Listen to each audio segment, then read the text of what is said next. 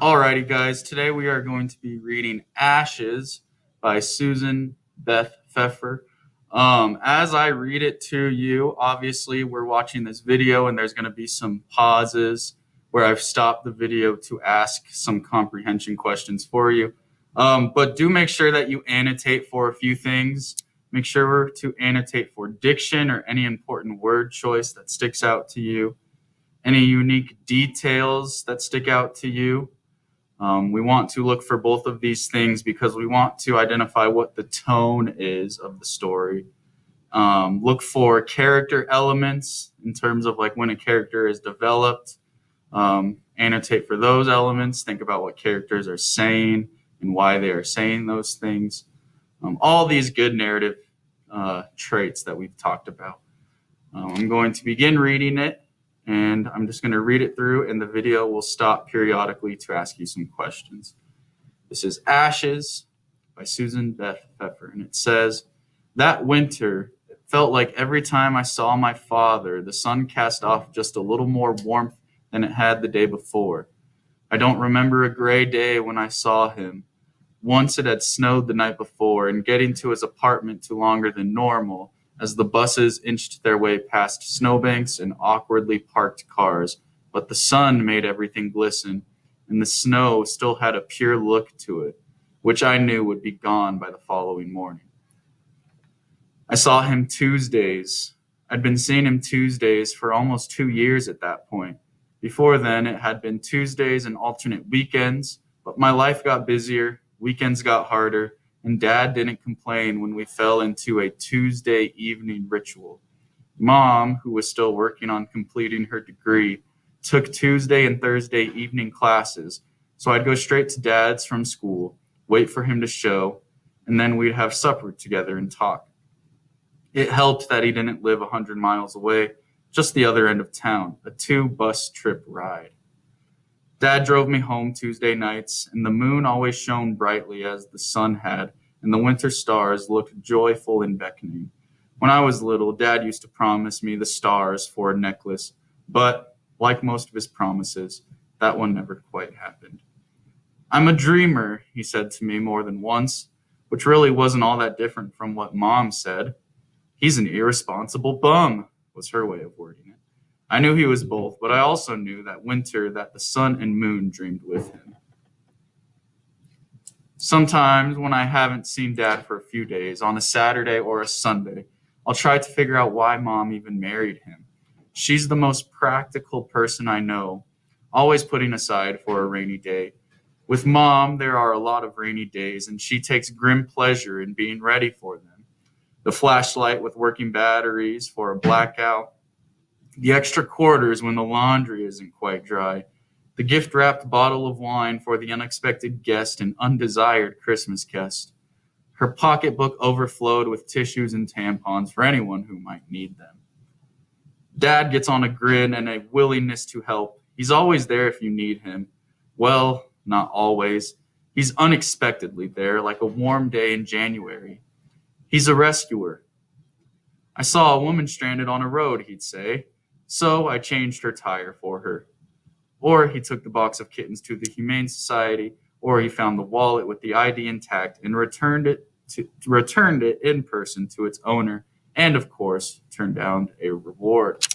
He helps blind people cross the street and lost people find their way. I go to bed and ask myself, is the world a better place because I exist? He told me once. If I've done one thing, no matter how small, that made the world a better place, I'm satisfied. Of course, no one ever got rich helping blind people cross the street. The world might be a better place, but child support checks don't always show up on time, and I never did get that necklace made of stars. Both Mom and Dad see to it I know his limitations. All I can give you is dreams, Ashes, he said to me once, but one good dream is worth 1,000 flashlight batteries. Ashes. I can still hear the fight. It was just a couple of months before the final breakup. I was in bed, allegedly asleep, when they went at it. Her name is Ashley, Mom shouted, a name you insisted on. So why do you call her Ashes? That's just my nickname for her, Dad replied. He was always harder to hear when they fought. The angrier Mom got, the lower his voice dropped. For some reason, that made her shout even louder. But ashes are cold, gray, dead things, Mom yelled. You're calling your daughter something dead. It's just a nickname, Dad repeated, a little quieter. You call her that just to annoy me, Mom yelled. But Dad's reply was so soft I could no longer hear him. A couple of days later, when Dad forgot to pick me up at school, or didn't have money for the class trip, or got all his favorite kinds of Chinese and none of Mom's and mine, I thought maybe Mom was right, and Dad did call me Ashes just to annoy her. I made a list that evening of all the words that rhymed with ashes: smashes and crashes, trashes and bashes, clashes and mashes, and it didn't seem quite so nice anymore, having a special nickname. But then Dad gave me roses or sang a song he'd written for me. Or maybe he moved 2 buses away, and I realized he still called me Ashes, where Mom couldn't hear him to be annoyed. And that made me feel special all over again. Mom might never be caught without batteries or tissues, but she just called me Ashley, a name she didn't even like, and never promised me anything. Mom, can I have an extra $5 to go to the movies this weekend? I can't promise you that. What could Dad have promised her to get her to love him? And what could Mom have offered to make Dad love her back? Whatever it was dying by the time I was born and dead before I turned 6. Dad could make everyone in the world smile except Mom, and Mom was always prepared except for what Dad did to her. It was toward the end of February that winter, and the sun was shining and the air was crisp and clean. I sat waiting for Dad, who I knew would show up eventually. I probably did my homework, or maybe I looked out the window for a car to show. The room he was renting didn't have a TV. Maybe there was a library book to read. Maybe I folded his laundry. When he got in, he was full of smiles and kisses, and I no longer resented the waiting, if I had resented at all. Ashes, he cried, as though it had been years since we'd last seen each other, and not a simple week of overcast skies and bone-chilling weather. Have you ever seen such a day? I had, 7 days before, but I smiled at Dad, who always seemed to discover the weather each time we visited. You look radiant, he said. You get more and more beautiful. Turn around, let me admire every single inch. So I turned around. I was wearing jeans and a bulky brown sweater Mom had given me for Christmas. You could be a model, Dad said. Have you ever thought about that, Ashes? Modeling? Some of those supermodels make a fortune. Dad, I said, I could never be a supermodel. Don't sell yourself short, he replied. I've read interviews where they say they've never thought they were pretty, not in high school, just tall and skinny, and you don't have to worry about being tall or skinny. I know, Dad, I said, which is why I'll never be a supermodel. He looked at me and then he grinned. All right, he said, you're too smart for that kind of work anyways. Be a photographer instead, or a dress designer. You have flair, Ashes. Style. You do something like that, you're sure to make your mark. Last week he told me to be an astronaut. The week before that, the CEO of a Fortune 500 corporation. And the week before that, he had been stunned by my spirituality. Oh, Ashes, he said, taking off his winter coat and dropping it on the sofa bed. I wish I deserved you. I wouldn't have any other dad, I told him. My friends' fathers, they just tell my friends to study more. They never tell them they have flair or style. Well, maybe they don't, Dad said. You're the special one, Ashes. You're the 1 in a million girl. Am I really? I asked, not needing the reassurance. I knew I wasn't a 1 in a million girl, no matter how often Dad told me I was.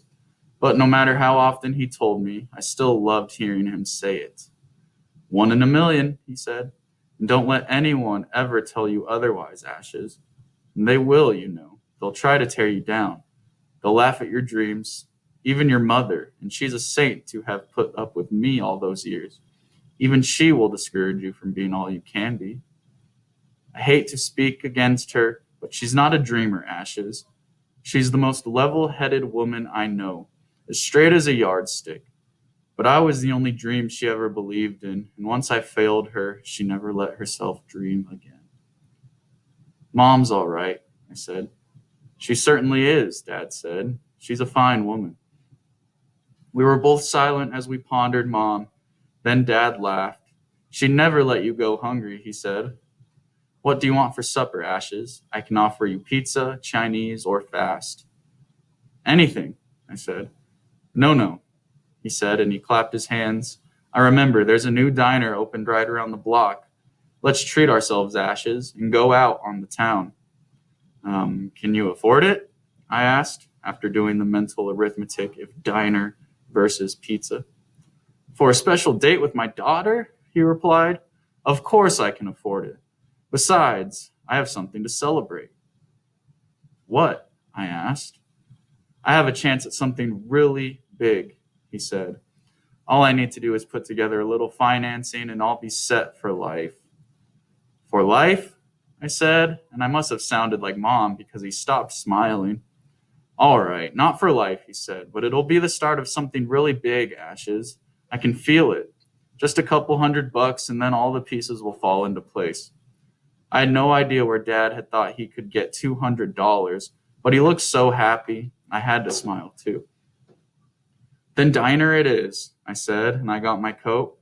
Dad picked up his coat from the sofa and put it back on. Rice pudding for dessert, he said as we walked out the door. You can always tell the quality of a diner by its rice pudding. The diner might have been brand new, but already it had a shabby, rundown quality that made it fit right in with the neighborhood. It was two-thirds empty when we got there, and we had our choice of booths. Dad took one that faced the door and sat in the seat where he could check who was coming in. He hadn't done that with me in a long time, and my stomach hurt in an old, familiar way. Waiting for someone? I asked him. I stared at the menu so I wouldn't have to look at him not looking at me. Of course not, he said. Not when I'm with you. Take your pick, Ashes. Hamburger, triple-decker, chicken salad platter, whatever you want. I ordered the burger and fries, hoping that by the time it came, I'd feel like eating. Dad took a quick look at the menu and closed it and ordered coffee. You'll share my fries, I said to him. He nodded as though we just completed a difficult negotiation. I'll even eat your pickle, he said, but then he looked back at the door. What is it? I asked him. It's nothing, he said. Oh, heck, Ashes, you can always see right through me. He was the one who had been looking right through me, through the door, but I didn't say anything. That money, he said, $200? I nodded. Well, it isn't so much for a deal as to help pay off one I already made, Dad said. But I've got to tell you, honey, once that money is paid, I'm on my way to Easy Street. Just a little setback, but you know how those guys are. They get itchy when you owe them money, and it's not always comfortable to be where they can scratch you. You owe them $200? I asked, trying to keep the panic out of my voice. Give or take, Dad said, but don't worry about it, honey. I'll work it out. I always do. My burger and fries came then. Dad took a long sip of his coffee while I poured ketchup on my plate and twirled a fry in it. Can I help? I asked. Dad smiled like I offered him the key to the mint. I love you so much, he said. You're 10,000 times better than I deserve, Ashes. Have a fry, I said, pushing my plate toward him. Dad took one. He seemed to have more of an appetite than I did. I had a thought, he said as he reached for my pickle. Your mother keeps a couple hundred in cash at her place. I didn't think either of us was supposed to know that. In that pretty teapot her mother gave her, Dad said, unless she's changed her hiding place as well. Sometimes when Mom wasn't home, I'd take the lid off the teapot and stare into it, imagining what I could do with $200. I looked at Dad and realized he had those same fantasies. Well, why not? I was his daughter, after all. The money's still in the teapot, I said. Dad grinned. She's a wonderful woman, he said, but she gets one idea and she never wants to change it. What do you want to do, Dad? I asked. Come into the apartment with me and take the money? Oh, no, he said, and he looked really shocked. That would be robbery, Ashes. I would never steal from your mother. I caused her pain enough. I took a bite of burger. Dad ate some more fries. No, I just thought maybe you could borrow the money, he said. Just for a day or two, until I straighten out all my finances. Your mother would never know the difference. Unless there's an earthquake or the Martians invade, I think we can gamble neither of those things will happen before Friday. And you'll be able to pay her back by Friday? I asked. You, Dad said. I'd be borrowing money from you. And I swear to you, Ashes, I'd have the money in your hands by Friday at the latest. He wiped his hand on his napkin and offered it to me as though to shake on the deal. Dad, I don't know, I said. That's a lot of money. What if Mom finds out? It's me she'd be angry at, Dad said, which is why she'll never find out. I wouldn't jeopardize our time together, honey. You let me have the money tonight. I'll straighten out my little difficulty. And Thursday night, when your mom is out, I'll give you back what I owe you. No earthquakes, no Martians, no problem. I looked at the clock on the wall behind Dad. Mom will be home soon, I said. You all through? He asked. I nodded. Let's go then, he said, the rice pudding test long forgotten. We went back to his place so I could pick up my books. Then we walked down to his car. Why don't you sell your car? I asked him. If he did that, I'd keep my hands clean and Mom would never know. You could get the money you need that way. You're your mother's daughter, he said. Good head on your shoulders. Problem is, I'd never be able to find another car this cheap to replace it. No, Ashes, the teapot's the way to go. We drove back to Mom's in silence. Usually we talked. Sometimes Dad sang one of his songs to me. For a moment, a cloud drifted past the moon, and the sky turned greenish gray. Snow tomorrow, Dad said. Maybe you'll get a snow day. Maybe, I said. Dad parked the car a block away from Mom's. Just in case she gets home early, he said. I don't want her to see me waiting. Okay, I said. You go up to the apartment, he said. Take the money and come right down. Then I'll drop you off in front of her place, like always, and she'll never know the difference. What do I do if Mom is there? I asked. Just stay where you are, he said. If you're not back here in 10 minutes, I'll go home. All right, I said and reached to unlock the door. Dad touched me on my shoulder, gloved hand on winter coat. You're one in a million, he said to me. The best daughter a man could dream of. I got out of the car and ran over to the apartment. I took the elevator to the 10th floor and unlocked the door. The apartment was quiet. It always felt colder when Mom wasn't there. Even with the lights on, it seemed a little darker. I walked into the kitchen and turned on the light. The teapot was right where it belonged. I lifted its lid and stared at her emergency money. It was shaped like a little house with a curtained window and a flower pot on the windowsill. It was the sort of house I'd never live in. Probably never would with the amount of time it was taking Mom to finish her degree. I stood over the teapot and stared at the money. Mom's emergency money, her earthquake money, her Martian money. 10 Andrew Jacksons stared right back at me. They offered no advice on what I should do. I looked out the window and saw only ash-gray sky.